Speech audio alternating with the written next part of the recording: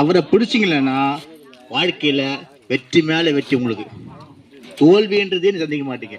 அவரை நோக்கி பார்த்த யாவரும் பிரகாசம் அடைந்தார்கள். அவர்கள் முகம் வெக்கப்பட்டு போதும் எதுபடி உங்கள் முகத்தை வெக்கப்பட்டு போகாதபடி செய்ய தேவனுக்கு உங்களுக்கு ஸ்தோத்திரம் பண்ணுங்க. அவர் நினைங்க, கண்டிப்பா உங்களை உயர்த்துவார். ஏன்னா யோசிப்பு பாத்தீங்களா, அந்த ஒரு ஃபேமிலி பார்த்தா ஒரு மட்டமான ஃபேமிலி. அதுல யோசிப்பை தெரிஞ்சுக்கின்னு அவன் எங்க பார்வோனுக்கு ஒன்று தேவனாக்கி நீங்க தான் அவனை அப்பப்பா அவரு பார்வோனுக்கு தேவனாக்கின் போது அப்ப ராஜா அடுத்தது யாரு? யோசப் தான். அது மாதிரி நீ கர்த்தரை பிடிச்சேன்னா இந்த கிராமத்துக்கு நீங்க தான் அதிகாரி. இந்த கிராமத்துக்கு மட்டும் இல்ல, இந்த ஊருக்கே நீங்க தான் அதிகாரி. இந்த ஊருக்கு மட்டும் இல்ல, இந்த டிஸ்ட்ரிக்ட் நீங்க அதிகாரி வைப்பீங்க.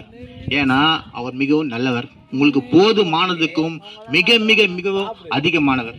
ஏன்னா அவர் சொல்ல காப்பாற்றுவர், சொன்னது செய்பவர், மறக்காதவர், மறிக்காதவர், மாறாதவர். வாக்கு கொடுத்துட்டாருன்னா மற்ற பேர் வாக்கு தர வச்சுங்களேன், இன்னைக்கு செய்யறேன் நாளைக்கு செய்யறேன் அது போக அப்புறம் பார்த்துக்கலாம்.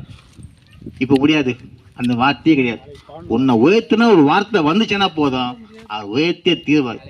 அதுக்கு பின்னாடி எவ்வளவோ கஷ்டம் வரும், துன்பம் வரும், அதெல்லாம் தூக்கி போட்டுடலாம் அசால்ட்டா.